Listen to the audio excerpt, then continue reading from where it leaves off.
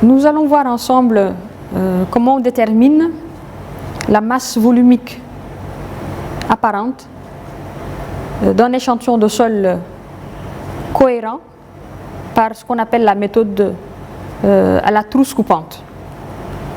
Donc, méthode à la trousse coupante.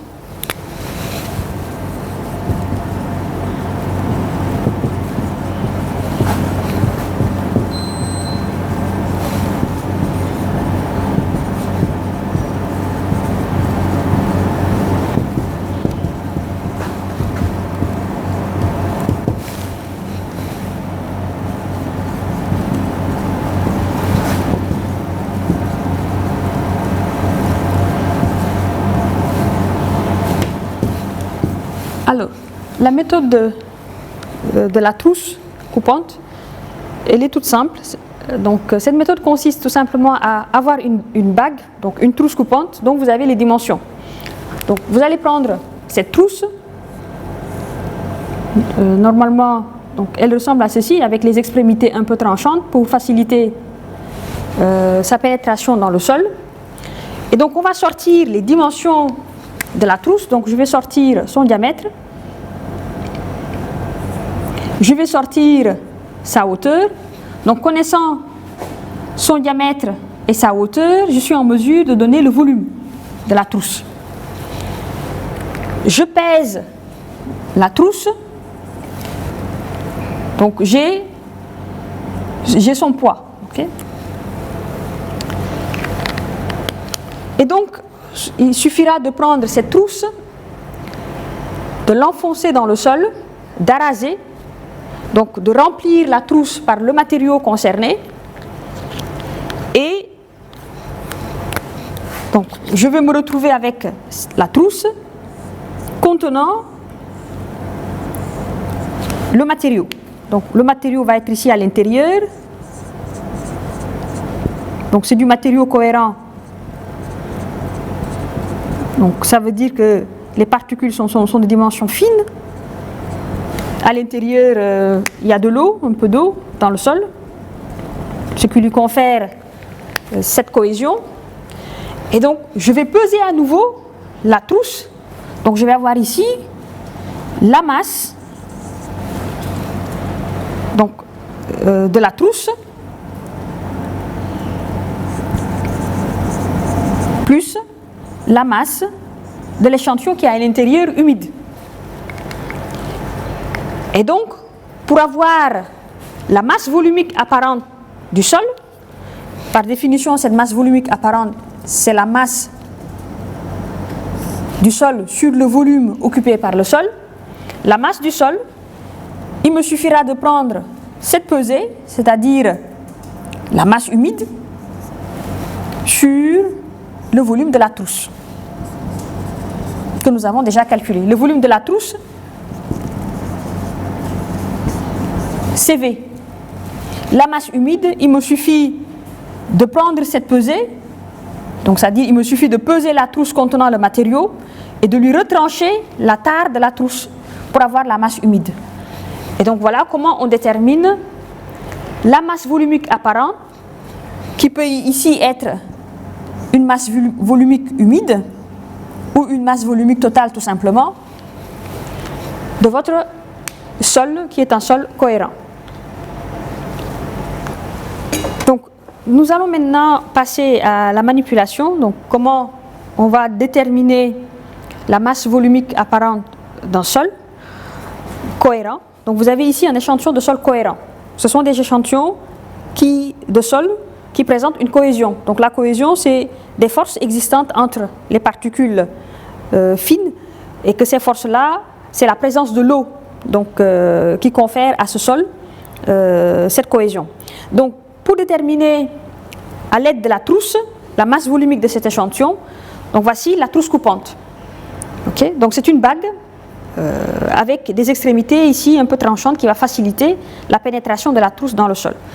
Donc on va utiliser un pied à coulisse pour avoir les dimensions de la trousse. Donc je vais pouvoir sortir le diamètre. Donc on peut avoir le diamètre en 3 lectures. Donc ici, une deuxième lecture. Okay. Donc j'ai ici le diamètre et on va aussi prendre la hauteur.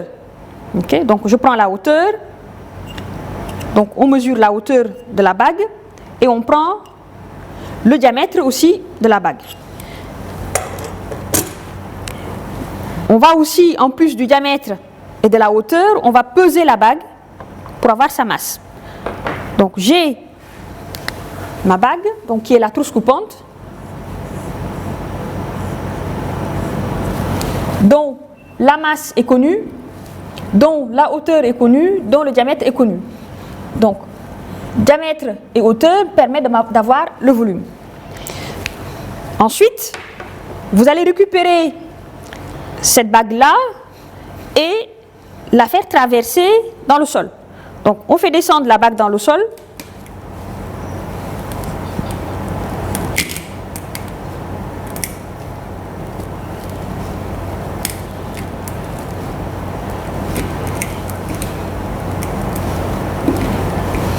Donc délicatement, on va récupérer.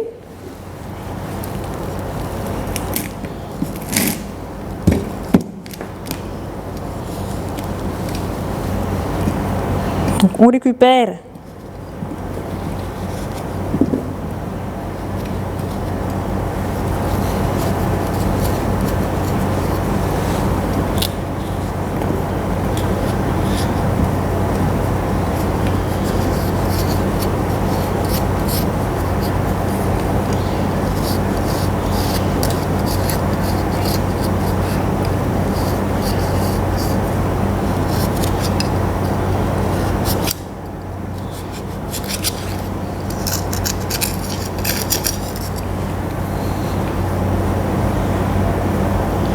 de l'autre côté aussi. Donc on va raser en s'appuyant sur les bords.